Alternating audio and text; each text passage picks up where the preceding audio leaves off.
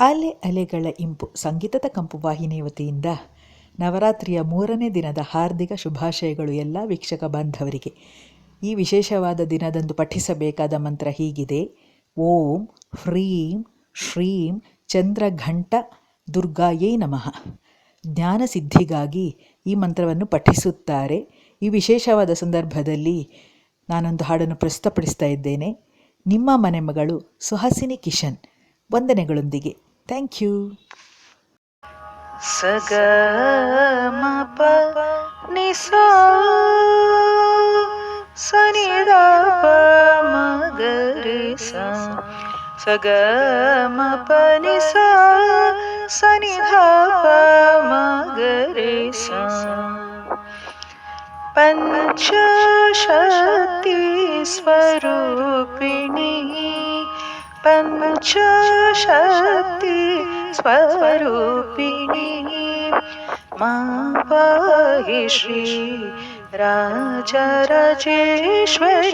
ಪಂಚಶಕ್ತಿ ಸ್ವರೂಪಿಣಿ ಮಾ ಪಾಹಿ ಶ್ರೀ ರಾಜರಾಜೇಶ್ವರಿ ಪಂಚಶಕ್ತಿ ಸ್ವರೂಪಿಣಿ ಪಂಚದಶಾಕ್ಷರಿ ಪಾಂಡ್ಯಕುಮಾರಿ ಪಂಚದಶಾಕ್ಷರಿ ಪಾಂಡ್ಯಕುಮಾರಿ ಪದ್ಮನಾಭ ಸಹೋದರಿ ಶಂಕರಿ ಪಂಚಶಕ್ತಿ ಸ್ವರೂಪಿಣಿ ಮಾ ಪಾಹಿ ಶ್ರೀ ರಾಜರಾಜೇಶ್ವರಿ ಪಂಚಶಕ್ತಿ ಸ್ವರೂಪಿಣಿ ದೇವಿ ಜಗಜ್ಜನನಿ ಚಿದ್ರೂಪಿಣಿ ದೇವಿ ಜಗಜ್ಜನನಿ ಚಿದ್ರೂಪಿಣಿ ದೇವಿ ಜಗಜ್ಜನನಿ ಚಿದ್ರೂಪಿಣಿ ದೇವಾದಿನುತ ಗುರುಗುಹರೂಪಿಣಿ ದೇವಿ ಜಗಜ್ಜನನಿ ಚಿದ್ರೂಪಿಣಿ ದೇವಾದಿನುತ ಗುರುಗುಹರೂಪಿಣಿ ವೇದಶಾಸ್ತ್ರ ಪ್ರವರ್ಧಿನಿ ವೇದಶಾಸ್ತ್ರ ಪ್ರವರ್ಧಿನಿ ಶ್ರೀ ಮಹಾದೇವ ಮನೋಲ್ಲಾಸಿನಿ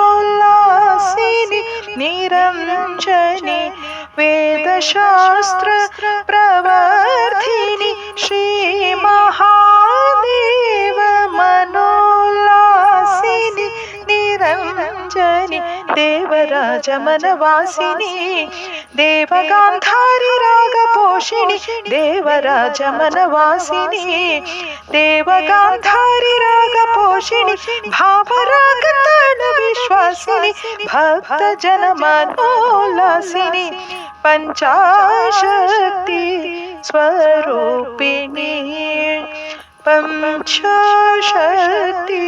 ಸ್ವರೂಪಿಣಿ ಮಾ ಪಾಹಿ ಶ್ರೀ ರಾಜರಾಜೇಶ್ವರಿ ಪಂಚಶಕ್ತಿ ಸ್ವರೂಪಿಣಿ ಮಾ ಪಾಹಿ ಶ್ರೀ ರಾಜರಾಜೇಶ್ವರಿ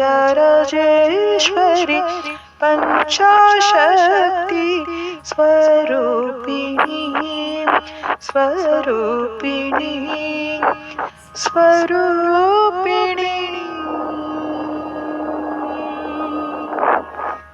ಹಾಯ್, ಹಲೋ, ನಮಸ್ಕಾರ. ಹೇಗಿದ್ದೀರಾ ಎಲ್ಲರೂ? How are you guys? I think you are all well. Good. Please like, share and subscribe. Thank you.